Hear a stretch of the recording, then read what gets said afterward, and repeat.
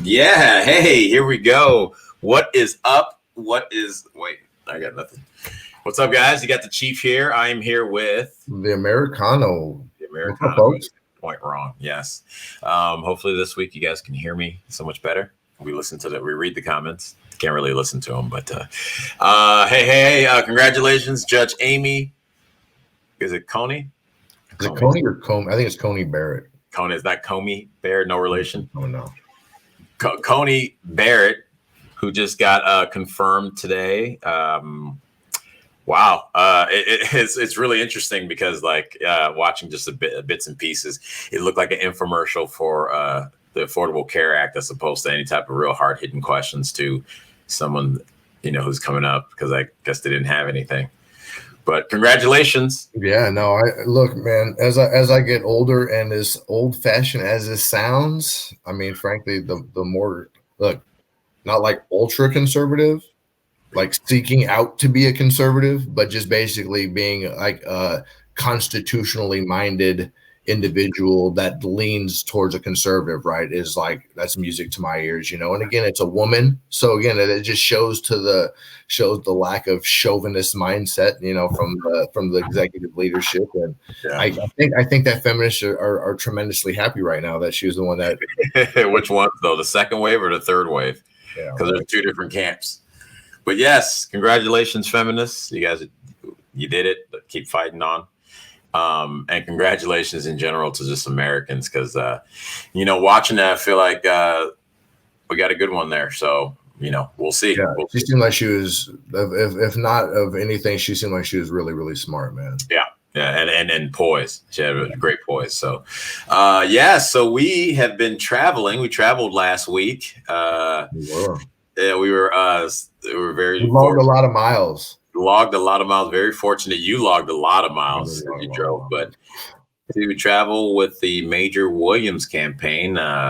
Major Williams, who's running for governor of California and hopefully will be up for a special election in January. We get this recall event and recall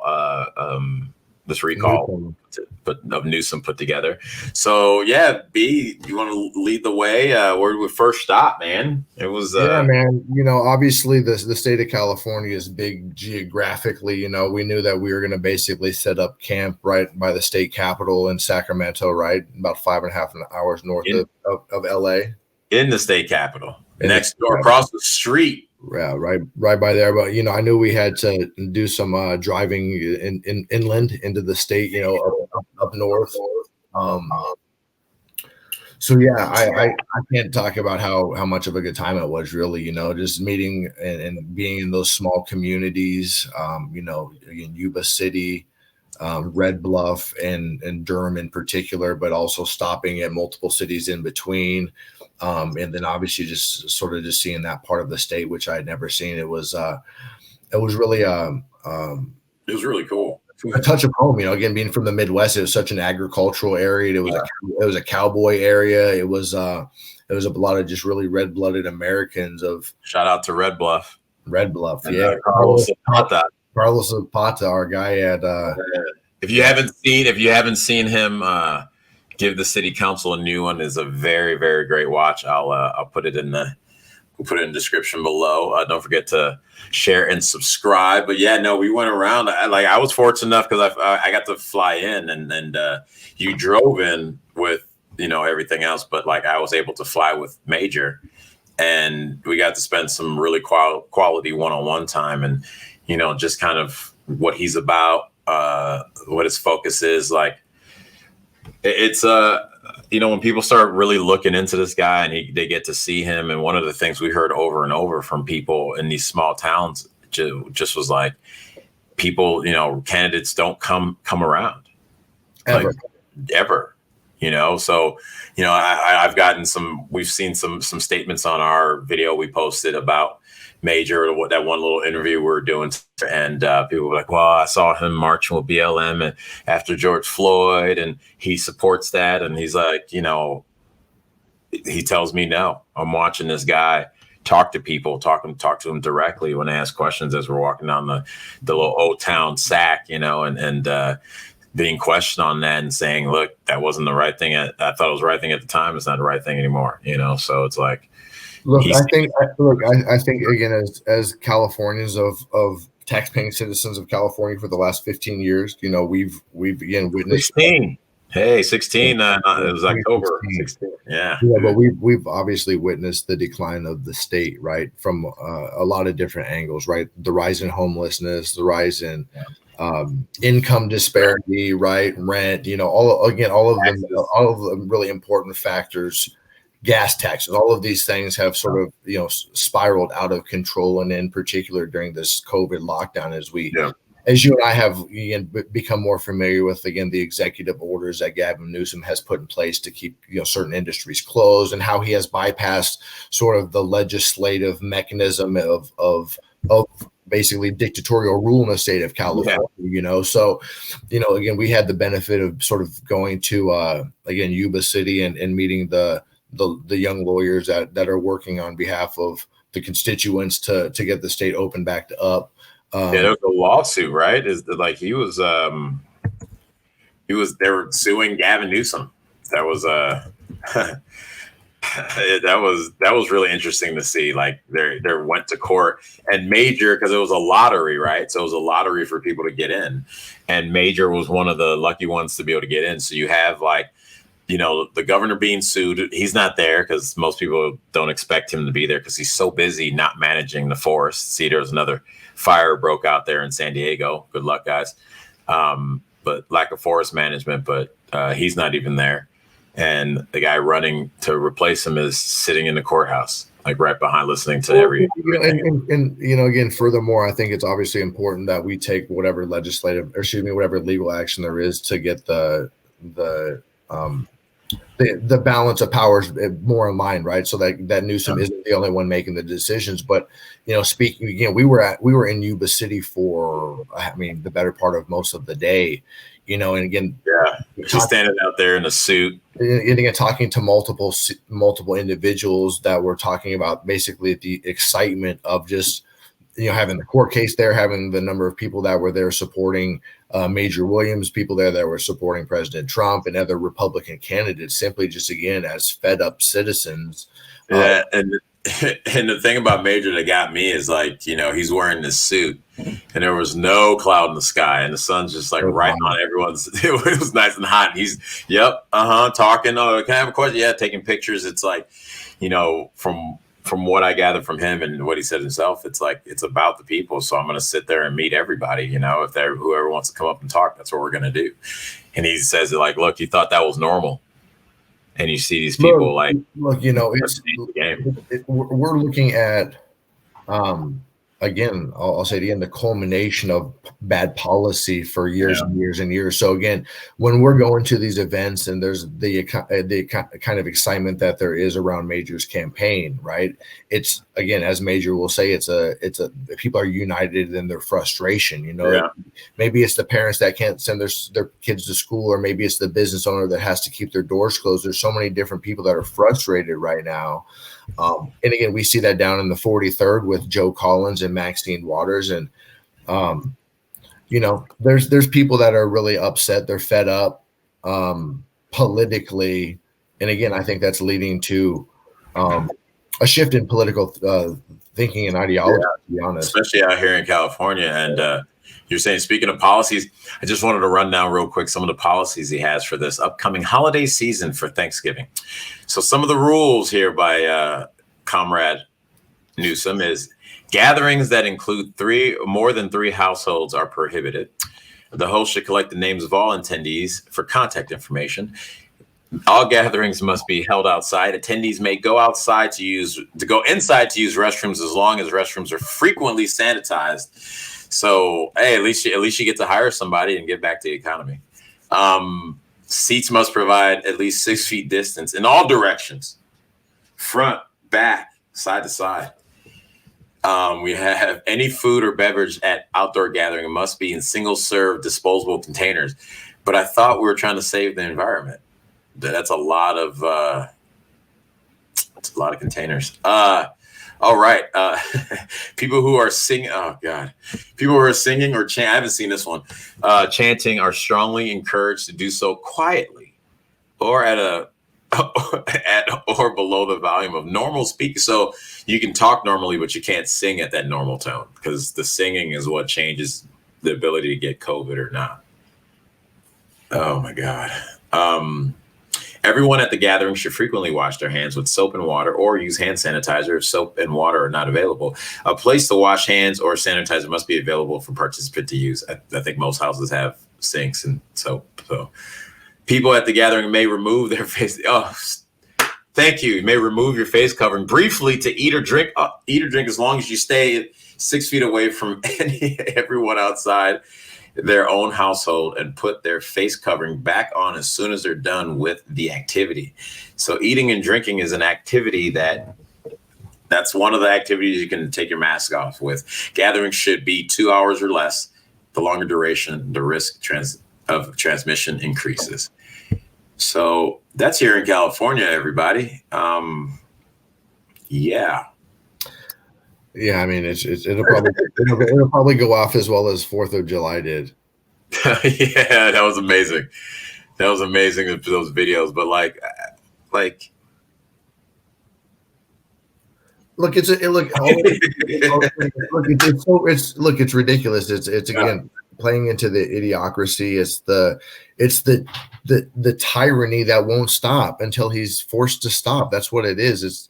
And he'll continue to move the goalposts. Again, I said this on the phone earlier. I thought this was a 15-day to slow the curve and to make sure that the hospitals aren't overrun. Now we're like 8-9 months into this, and it's like we were saying the other day. Look, we were both in the airport, in airplanes, traveling across the country, meeting thousands of people in DC a couple weeks or so ago. We've been in Beverly Hills, and we'll come back to this, in crowds of thousands of people shaking hands, like hugging, and it's like for 3 months, and literally not one of these people are getting sick. Like, young all around. And on top of that, no one is, God forbid, no one's dying. It's like, and then to strangle the economy, to make it so that people are leaving in droves.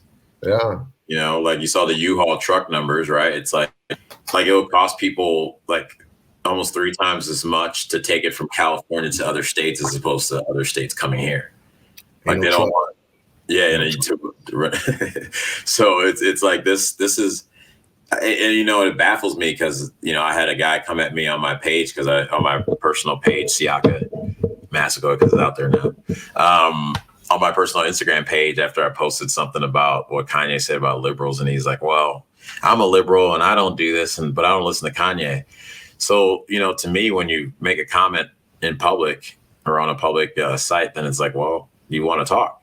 Mm-hmm. You know what I mean? Yeah. So I texted him, and it's just so interesting how like they go so quickly into these, like, he tells me, oh, they hurt my business and my family and many others. I'm like, well, how has he hurt your business here in California? The fact that I have to tell you is just crazy to me. Okay, so I know your life, huh? I know every move you make, and I know every move that he's making, that you make, clashes. Like, it's like these people, I don't get it, man. They want to act righteous and in the right place, and you ask a question and there's nothing. Oh, well, hell, well. Oh, well, what? God damn it. Like, I want to know what you got to say. Open your mouth and use those words that you think are so much in a higher plane than everyone else. And like, I don't know. It frustrates me in a certain way. And at the same time, it's laughable. You know what I mean? Like, it's frustrating because, like, and then this is the beautiful thing about freedom, right? It's like they get to make a big decision and you watch them be lied to and make a decision that has cost lives. There's no I mean, that's without a doubt, and some of the folks that we've been talking to, again, have been able to travel different parts of the country, and again, I think this ties back into us jumping back into Beverly Hills in terms of look, there's an energy, and there's a movement, and again, it just so happens to be tied to Donald Trump. It happens to be tied to the idea of that there's an election right now, but it boils down to it's people of all walks of life that are really trying to voice their support for our country. That's what it boils down to. The principles of our country, the imperfect union that it is, but again, understanding again that the alternative it's something no one wants, man. I don't want lines. I don't want soup kitchens like that to be. It's already happening. But check this out. We're all over the place here. Look at this. Full shout out to Samara Armstrong, balling out over there. Look at that. All these people just like. It was a big crowd, man. Yeah. It was a big crowd. I haven't seen all of the feeds. I've seen multiple different angles and the crowd, it gets bigger each time that I see it. It really does. And again, use your eyes, people. Look at the flags, look at the demographics. You're in the heart of liberal Los Angeles, and it's crazy, man. Like, there's that guy. Flores, yeah. Yeah, Flores would say, "Hey, what's up, everyone?" People wanted to wear masks. They could. It wasn't honestly, it felt like a festival. Like this was a straight up festival. Oh, little Christian Walker. Yep, shout out Christian. Shout out to Christian Walker. We're getting, look at it, everyone's laughing and smiling. Like everyone's out here, man. Like it's not it's just look at it. Like you never see any type of like big meeting group like this where it's for the left where everyone's smiling and laughing. You show me especially in the last 6 years. Here's Red Pill Nikki. What? That's right. So I just think, and these are some of the people we went to the Blexit and Lexit event with too. So it was really cool and giving out free hot dogs. Look at that. Look, man, and again, it's I think that obviously there's a direct correlation because again we are getting towards the time of actual participation in the electoral cycle and the process, and people are excited about it. But again, just you personally, how many people did you meet just this recent Saturday that it was their first time?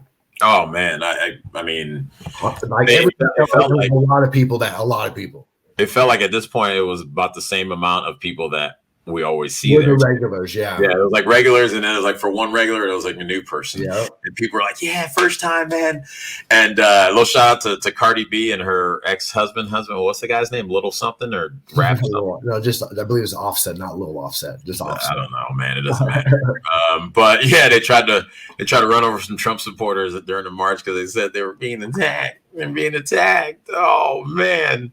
And then I think her brother or something got arrested. But then we went home and we saw by like midnight feeds of like Man, it was people going down. dancing in the streets. It was like, and it was like everyone we saw, it was like Cuban music, and it was like a bunch of Cubans out there just like, yeah, and everyone else, of course. But it was like in the middle of Rodeo Drive, walking up and down like at midnight. Like this thing was like a party, and you didn't hear, as far as I know, you hit the nail on the head. And again, a perfect segue. Well, look, you said it was a Cuban person, right? We had the opportunities to spend most of the day with a girl who was of Cuban descent, right? Yeah.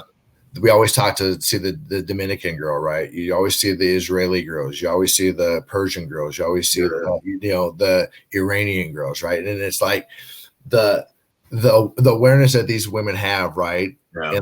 And really kind of the balls that they have too.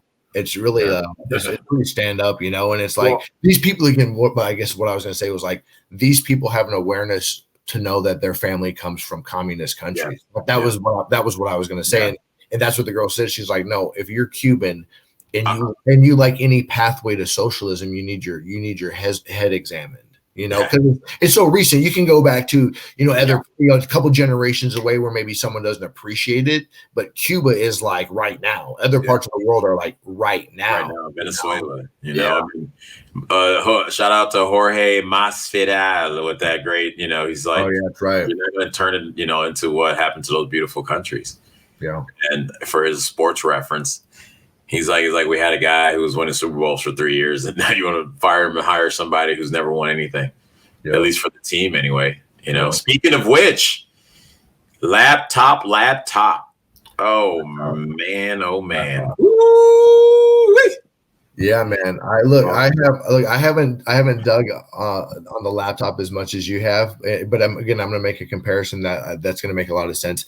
It's very, very similar to like the WikiLeaks Podesta stuff from 2016 in terms of like a lot of information, like so much stuff in there. Again, that's good, but again, there's like the media blackout, right?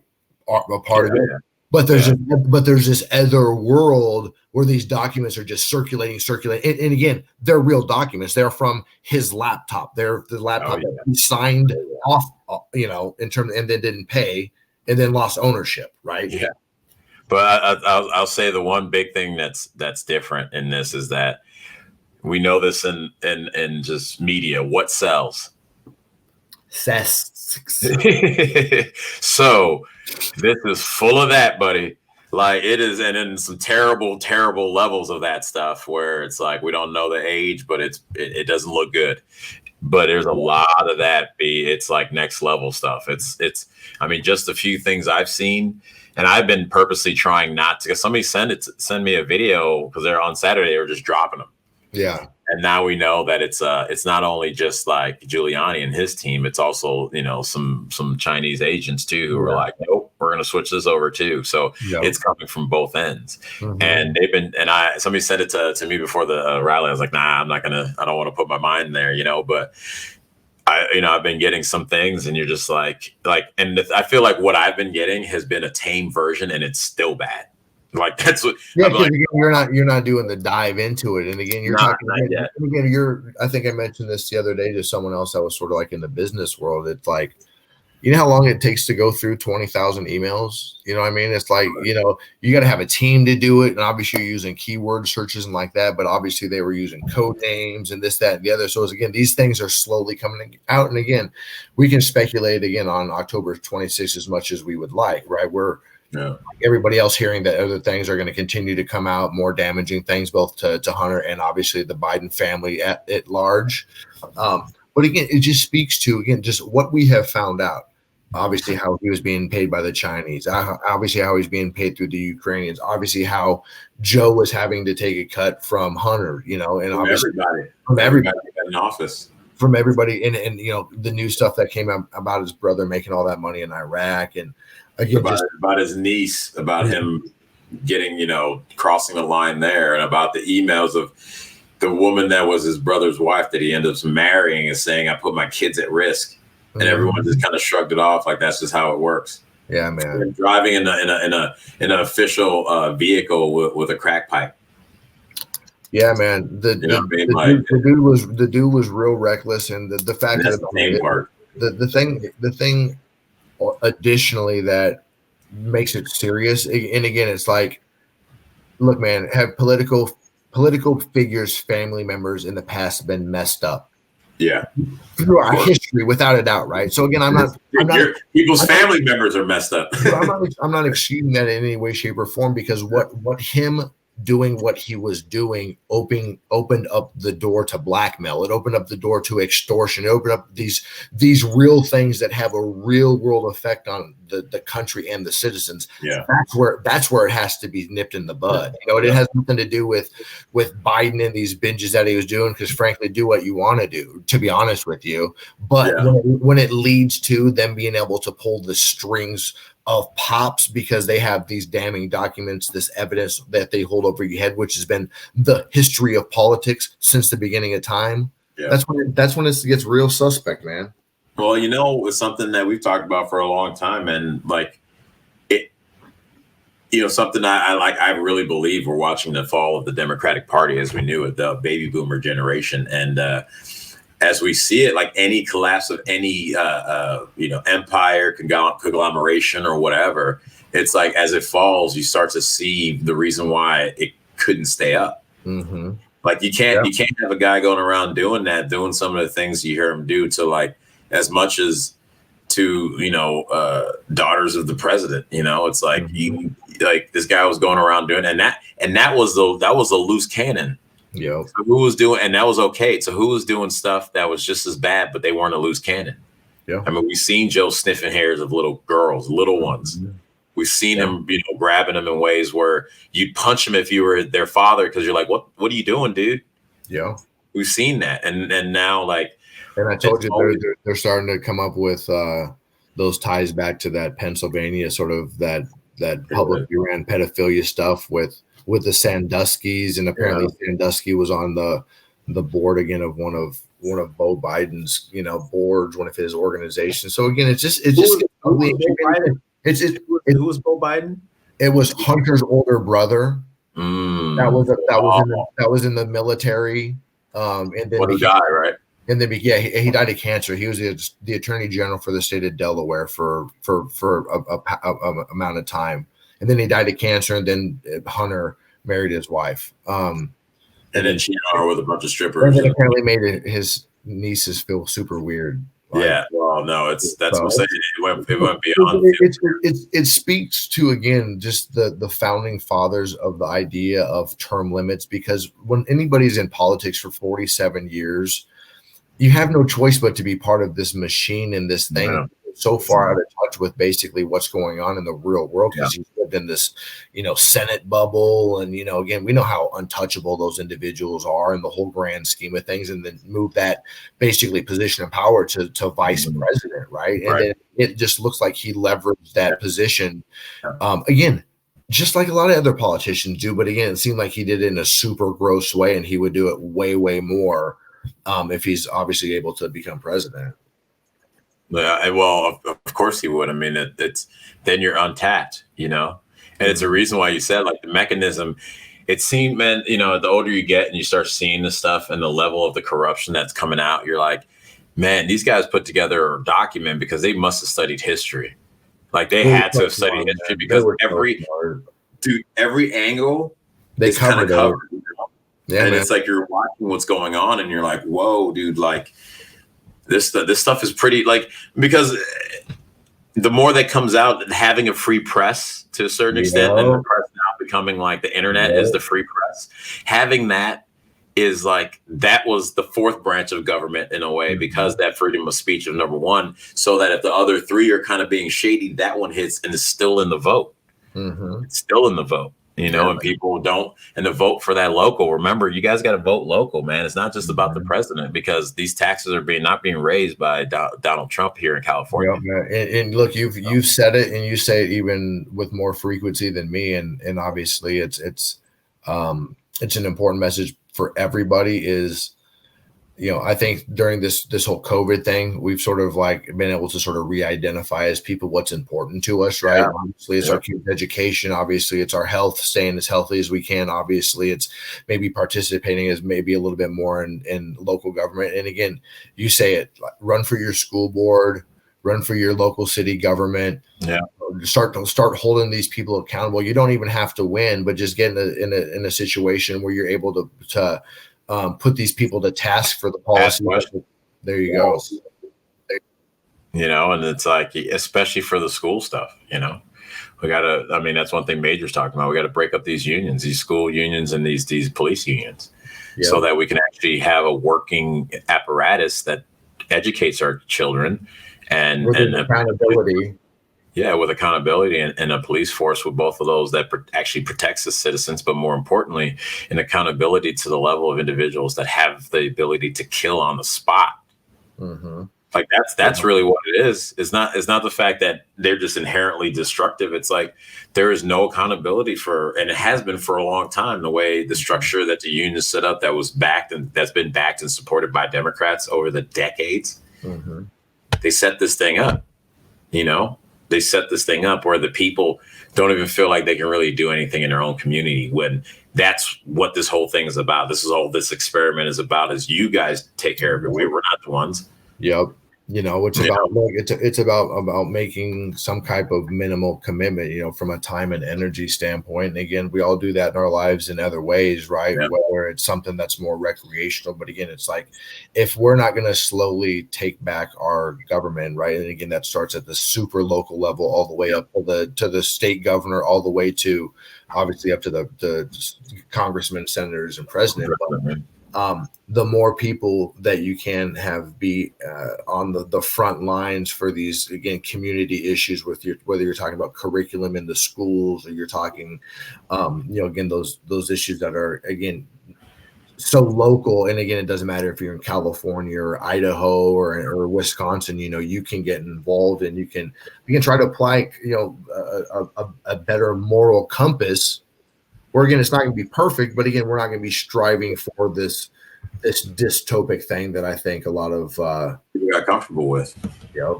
At the end of the day, they just got comfortable with. All right, before we get out of here, I want to we got to plug our Magaween.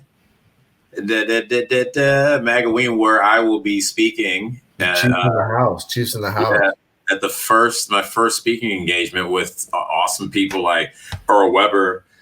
We have Alan Hollister. Eric Early's going to be there. My homie Mago Hulk. Stephen Davis is going to be there. I believe is that the Huntington Beach bad boy I see? Yeah, that's one of your favorites right there, right? Americano. Tito Ortiz. Yeah, Tito Ortiz, the Huntington Beach bad boy, and our homie, of course, down there is Major Williams will be there too. So time to think Major in California, people. And I gotta put out, like, I'm extremely honored. Russ Taylor asked if can come out and speak. So thank you, Russ.